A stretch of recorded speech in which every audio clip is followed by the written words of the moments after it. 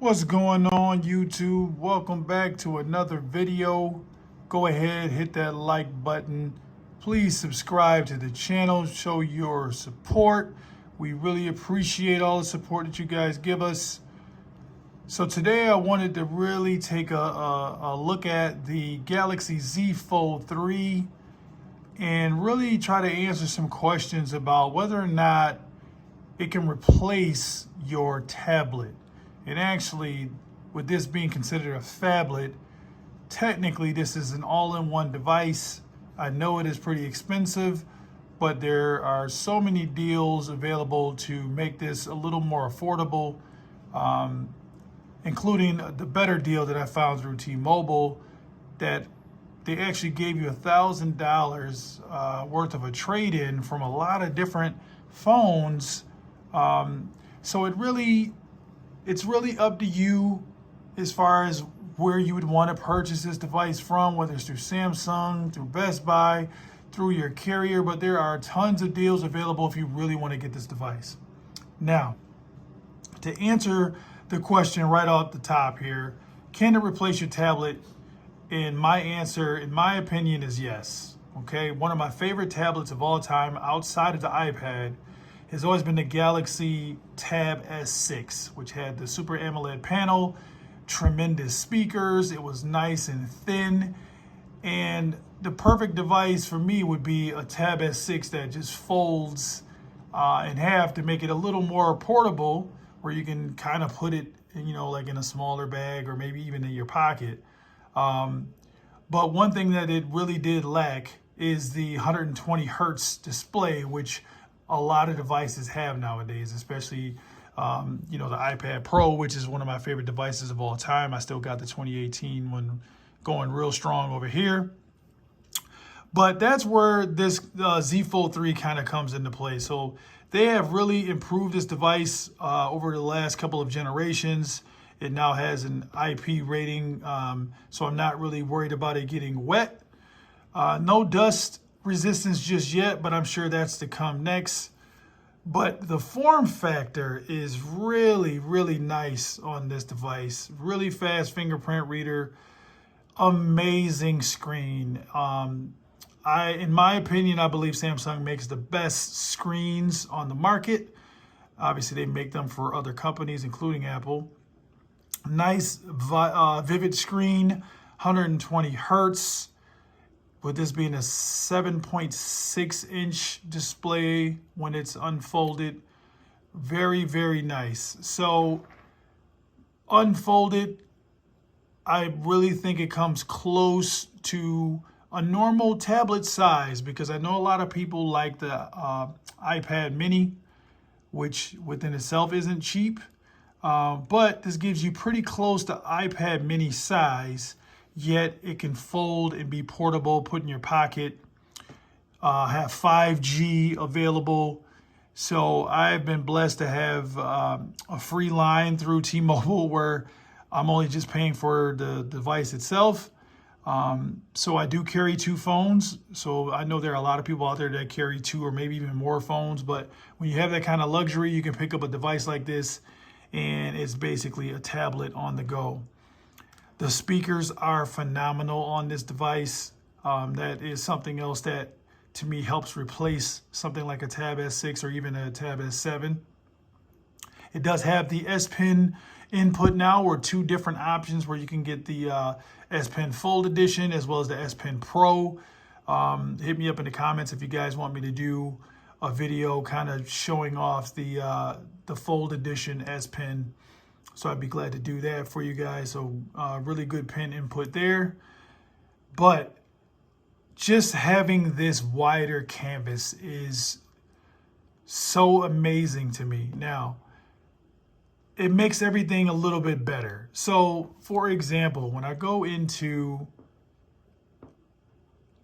ESPN and say I want to take a look and see how my Giants got pummeled.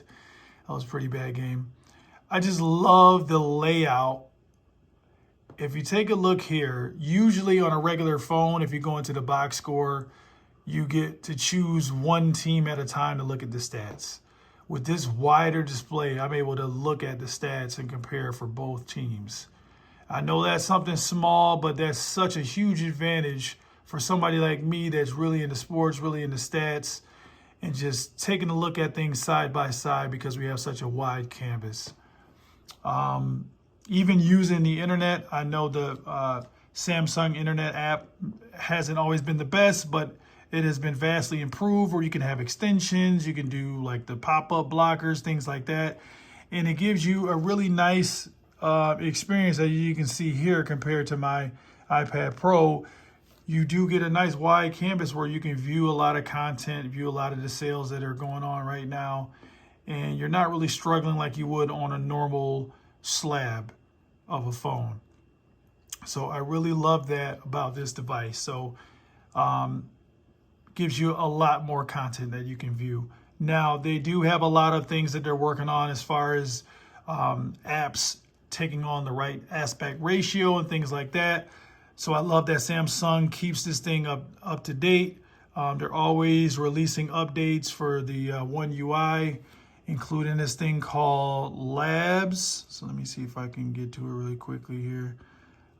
So if you go under advanced features, they have Labs, and this kind of gives you a lot of options here. You can have pretty much any app open up for multi-window, and you can have apps that go directly into flex mode, which is, you know, kind of having it like this, and then changing things to the different aspect ratio. So as you can see here, customize app aspect ratio. So I know a lot of people use that for Instagram to make it full screen. I don't mind it being just in the middle of the device. I don't need my Instagram to be this big. Speaking of which, that's another advantage of the smaller outer display. So I know a lot of people complain about how tiny this outer display is. I think it is very convenient, because if you don't want, if there are other people around you, you don't want them viewing the content right over your shoulder. You want to use a smaller screen like this so you can just view it for yourself. You're not showing it off to the world. So if you have sensitive emails and things like that going on, you can use this smaller display, or just use a pop-up window that's even smaller. And then when you're alone or you have some privacy, then you can just open this thing up and really use the inner display, which is what it's meant for. So a lot of different use cases for this device. Like I said, I know it's expensive, but it is a great alternative to having a tablet. It also has DeX mode. So if you have like a portable monitor or something like that, you can just plug that right in and go into DeX mode where you're using it PC-like. You can pick up like a portable keyboard and a mouse. So whenever you're on the go, if you're traveling, you can definitely utilize that to get some work done, have some productivity going. So that's kind of like an overview of how I use the device, why I really believe that it ultimately can replace your tablet. It can replace your phone as long as you're not roped into an ecosystem like iOS. Which is why I carry two phones. So I'll always have my iPhone with me, but then I always try to have an Android phone as well. And right now, this is going to be the device that kind of stays in my pocket for the next couple years. So yeah, hit me up in the comments. What do you guys think about having the Z Fold 3? Do you think it is overhyped, overrated, too expensive? Or did you pick one up and you're absolutely loving it? I know a lot of people complain about the cameras. I didn't really get into that. I don't take a whole lot of pictures with it, but I have taken some video shots because my daughter still is doing cheer all year round. So I like to have a bigger canvas to capture all of that action. Battery life has been really solid on this device. Obviously, I would want it to be stronger, but since I carry two phones, I can't really complain about it too much. I never burned through it all the way. But overall, man, this thing obviously is going to be the future for foldables. Hopefully the price can come down in the future as they have already recouped a lot of their research and development money that they've spent. At least I would like to think so. But hit me up. What do you guys think about this? Galaxy Z Fold 3, is it the phone of the year? It might be, in my opinion. I still have to stack it up against my iPhone 13 Pro. I'll give you guys my opinions on that before the year is out. But until the next one, peace.